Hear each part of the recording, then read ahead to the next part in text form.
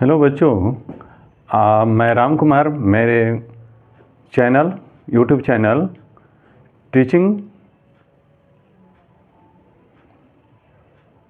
Teaching में आपका स्वागत है। आज हम लोग ऑपरेटर ओवरलोडिंग के बारे में पढ़ेंगे, जो कि C++ का बहुत ही इम्पोर्टेंट फीचर है। जैसे ऑपरेटर ओवरलोडिंग ये दो वर्डों से बना हुआ है। ओवरलोडिंग, ठीक है ना, ये दो वर्ड से बना है, ठीक है ना, ऑपरेटर और ओवरलोडिंग। तो ऑपरेटर में तो आप जानते ही हैं, जो कि ऑपरेंड के साथ यूज किया जाता है। ज़्यादातर आप मैथ में आप यूज किए हैं। उसके अलावा आजकल आप प्रोग्रामिंग जो कर रहे हैं उसमें भी ऑपरेटर्स यूज करते हैं, जैसे प्लस, माइनस, मल्टीप्लिकेशन, डिवीज़न, ये सब है ना, ये सभी ऑपरेटर्स हैं, ठीक है ना।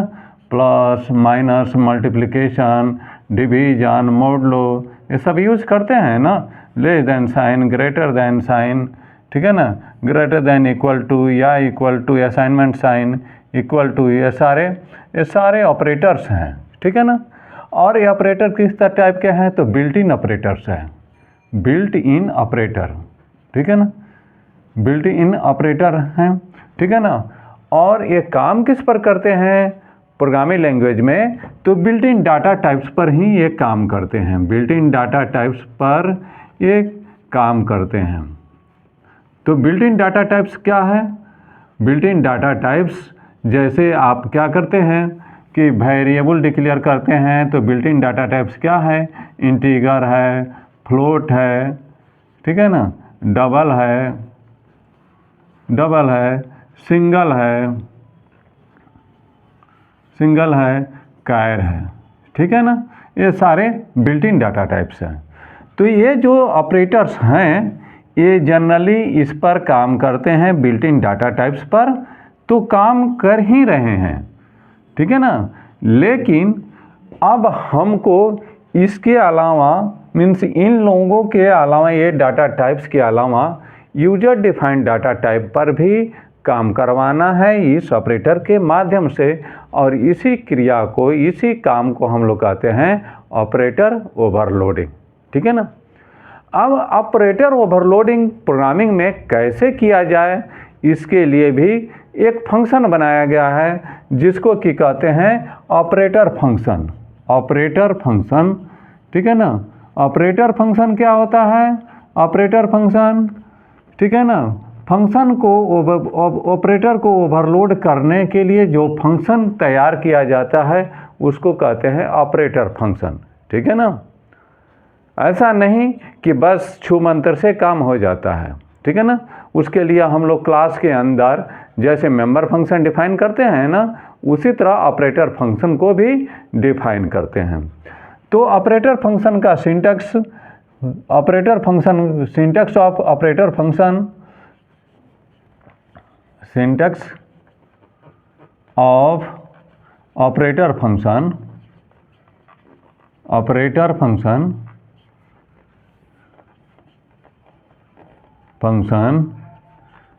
इज क्या है? तो सबसे पहले रिटर्न टाइप होता है, रिटर्न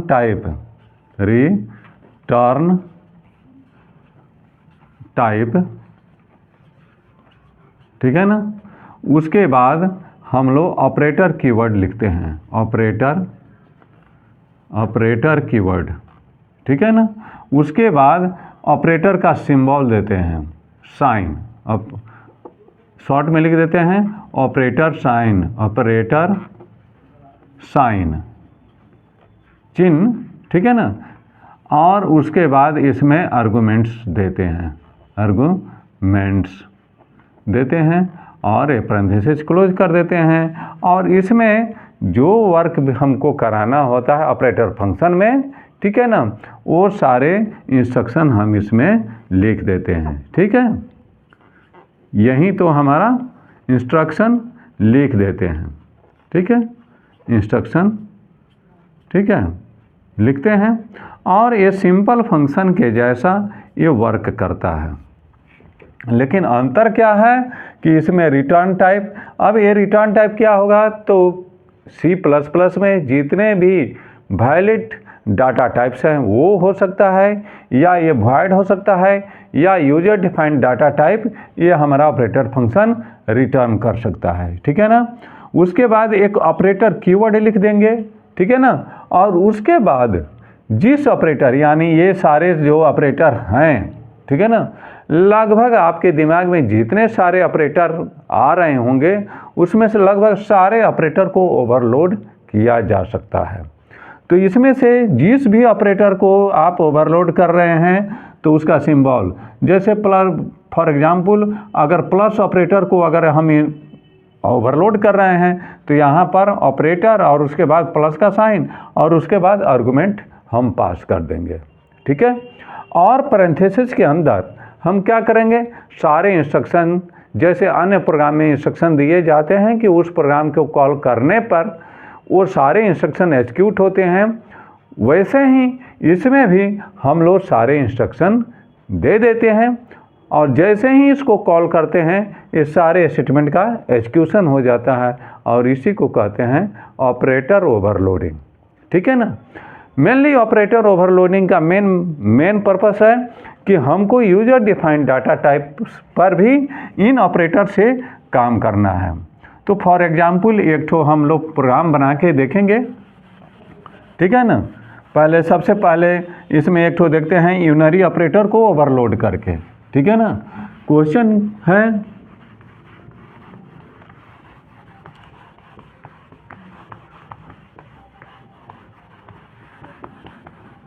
ठीक है, क्वेश्चन है, question write a programme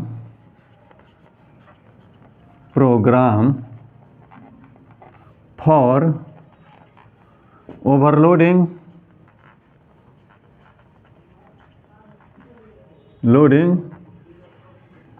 unary minus operator, unary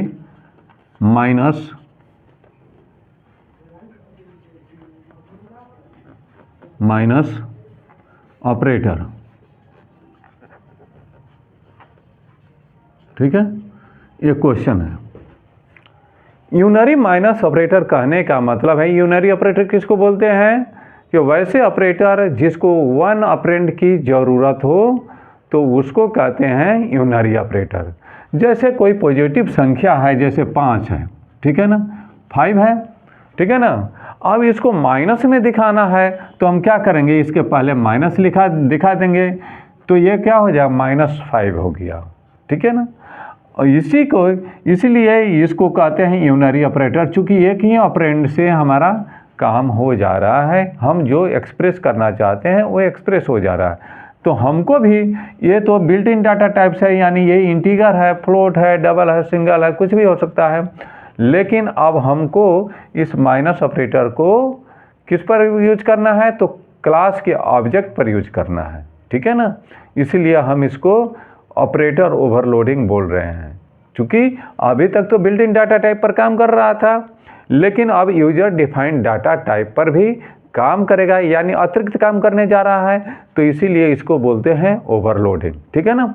अब एक तो प्रोग्राम बनाते हैं इसी को, ठीक है ना। तो सबसे पहले हम लोग क्या करते हैं, इंक्लूड स्टेटमेंट देते हैं, इंक्लूड IO स्ट्रीम, ठीक है। उसके बाद यूजिंग नेम स्पेस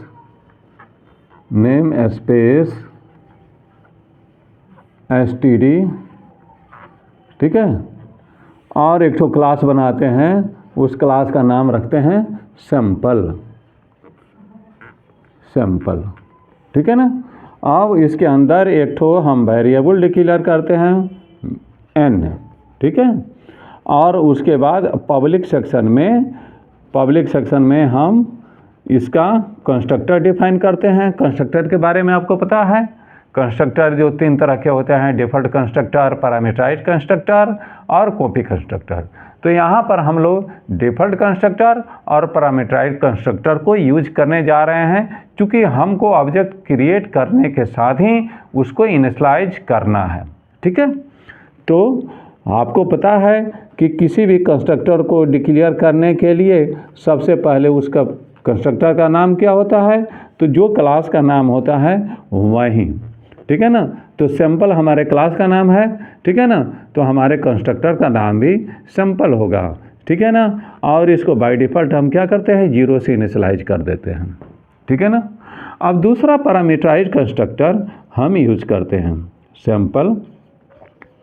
पैरामीटराइज्ड में पैरामीटर सेंड करना होता है, तो जिस तरह का हमारा मेंबर होगा उसी तरह का हम उसको डाटा असाइन करेंगे। ठीक है ना, इसमें क्या होगा, n = x हो गया। ठीक है, ये पैरामीटराइज्ड कंस्ट्रक्टर भी हो गया, यानी हमारे मेंबर वेरिएबल जो हैं वो तो डिक्लेयर हो गए। ठीक है ना, और अब हम करेंगे क्या कि ऑपरेटर फंक्शन को डिफाइन करेंगे। तो ऑपरेटर फंक्शन का सिंटेक्स हमने बताया है कि सबसे पहले रिटर्न टाइप देते हैं। ठीक है ना, तो रिटर्न टाइप में हम क्या करते हैं, यहाँ पर चूँकि यहाँ पर ये जो नंबर है इसका बस साइन हमको बदल देना है, उसके अलावा कुछ नहीं करना है। तो इसलिए हम यहाँ पर इसको रिटर्न टाइप में लिख देंगे वॉइड, यानी कुछ रिटर्न नहीं करना है। उसके बाद ये रिटर्न टाइप हो गया। उसके बाद ऑपरेटर कीवर्ड लिखना है, तो ऑपरेटर कीवर्ड लिख देंगे। ठीक है ना, और किस सिंबल को ओवरलोड करना है, तो माइनस यूनरी ऑपरेटर को। ठीक है ना, उसके बाद पैरामीटर में भी कुछ पास नहीं करना है। ठीक है, अब यहाँ पर हम क्या करते हैं, n = -n कर देते हैं। ठीक है, हो गया। और उसके बाद हम कर देते हैं cout void, एक तो आउटपुट का भी फंक्शन डिफाइन कर लेते हैं, void आउटपुट।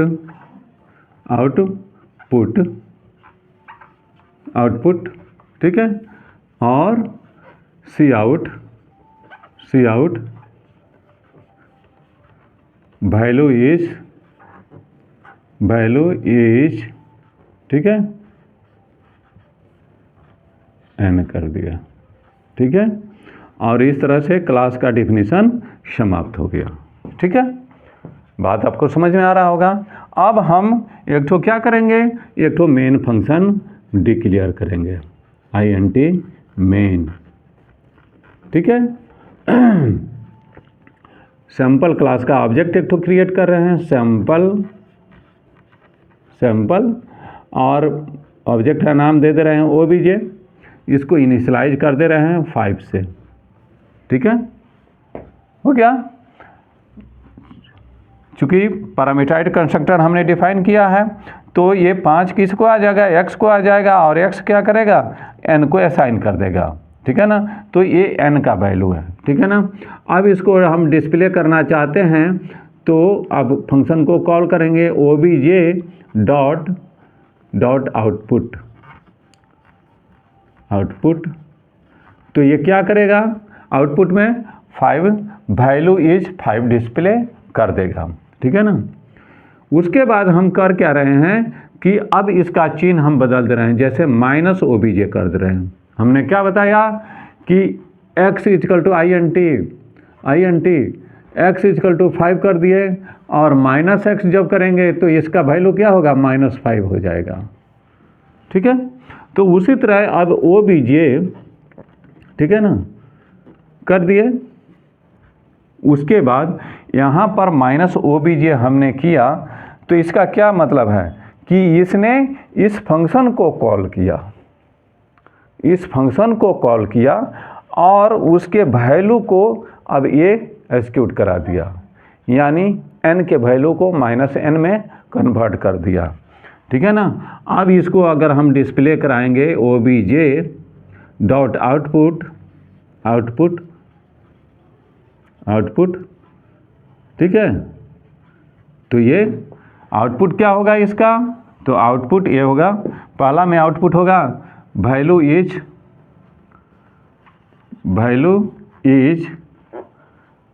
5 डिस्प्ले कर देगा। और फिर दूसरा हम यूज करेंगे तो वैल्यू इज -5 डिस्प्ले कर देगा। यही तो हमारा आउटपुट होगा, ठीक है ना। तो अभी तक आप इस माइनस ऑपरेटर के माध्यम से कहाँ पर काम कर रहे थे? बिल्ट इन डाटा टाइप्स पर काम कर रहे थे, यानी इंटीगर, फ्लोट, डबल, सिंगल, ये सब पर काम कर रहे थे। लेकिन हमारा क्लास जो क्या है वो यूजर डिफाइंड डाटा टाइप है, ठीक है ना। अब इस पर भी हम काम कर रहे हैं, यानी इसके पहले भी माइनस साइन लगा दिए, तो अब क्या करेगा, ये माइनस में वैल्यू को डिस्प्ले करेगा, ठीक है। हमको लगता है कि आपको अच्छा से बात समझ में आएगा, ठीक है। धन्यवाद। अब अगले दिन नेक्स्ट क्लास में हम लोग बाइनरी ऑपरेटर को ओवरलोड करना सीखेंगे, ठीक है बच्चे, धन्यवाद।